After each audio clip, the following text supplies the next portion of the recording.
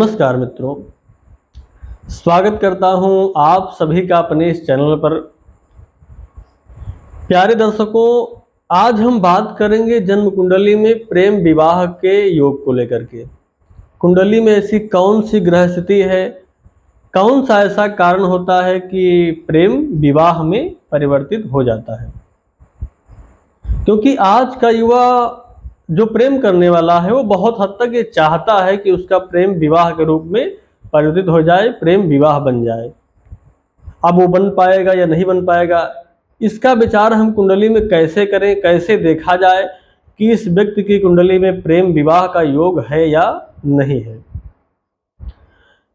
दर्शकों, यद्यपि कुछ ही लग्न वाले व्यक्ति होते हैं जो विशेष प्रेमी होते हैं, कुछ ही लग्न के व्यक्ति हैं जो विशेष प्रेम करने वाले हैं।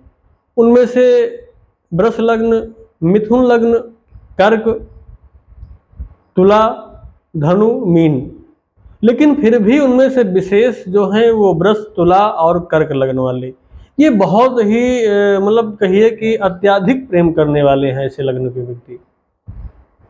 अब ये लोग चाहते हैं कि उनका प्रेम विवाह हो जाए। इसके लिए हम जो कुंडली का पंचम भाव है उसको हमें देखने की सबसे ज़्यादा आवश्यकता होती है। कुंडली के पंचम भाव से यद्यपि हम शिक्षा का, संतान का, ज्ञान का और प्रेम का, इन सब का विचार करते हैं, लेकिन यही पंचम भाव जब हम छोटे होते हैं, यानी हम बाल्यावस्था में होते हैं, तो ये पंचम भाव हमारे लिए शिक्षा का भाव होता है। जब हम युवा हो जाते हैं तो ये भाव हमारे लिए प्रेम का भाव हो जाता है। जब विवाह से युक्त हो जाते हैं, विवाहोपरांत ये भाव हमारे लिए संतान का भाव हो जाता है, और ज्ञान का भाव तो सदैव रहता ही रहता है। तो इस पंचम भाव में शुभ ग्रहों का बैठना, जिनमें से विशेषतया बुध बैठ जाए, शुक्र बैठ जाए और शुभ चंद्रमा बैठ जाए, देवगुरु बृहस्पति बैठ जाए, तो पंचम भाव मजबूत माना जाता है। ऐसा व्यक्ति शिक्षा ज्ञान के साथ साथ बेहद प्रेम करने वाला भी होगा, और प्रेम उसका कपट से रहित होगा, शुद्ध प्रेम करने वाला होगा ऐसा व्यक्ति। अब पंचमेश किसी भी प्रकार से अगर सप्तम भाव से या सप्तमेश से संबंध बना लें तो कुंडली में प्रेम विवाह का योग बन जाता है।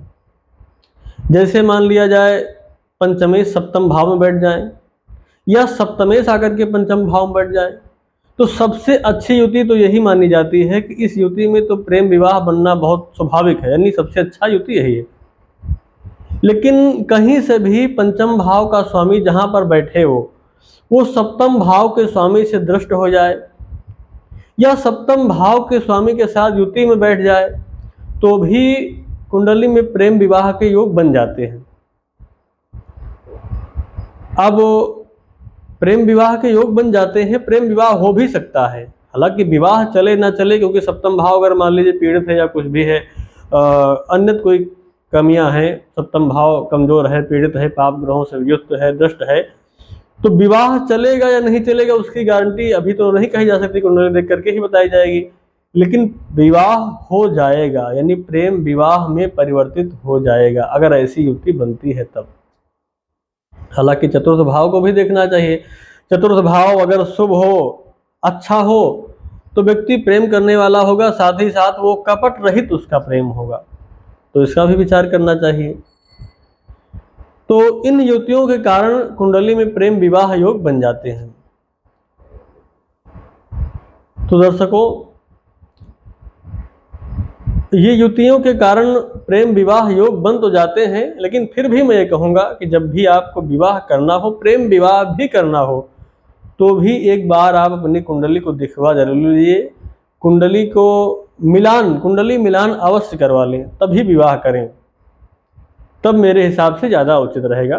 क्योंकि कई बार प्रेम विवाह तो हो जाता है, लेकिन प्रेम बहुत जल्दी ख़त्म हो जाता है, बाद में विवाह बचता है और फिर विवाह चल नहीं पाता है। तो मेरी यही सलाह है, मेरी यही राय है कि जब भी आप चाहे प्रेम विवाह करें या फिर माता पिता के सहयोग के द्वारा जो विवाह होता है, उनमें भी कुंडली का मिलाना, कुंडली का देखा जाना अत्यधिक आवश्यक है। तो आज के लिए बस इतना ही। पुनः मिलेंगे एक नए विषय के साथ। तब तक के लिए नमस्कार।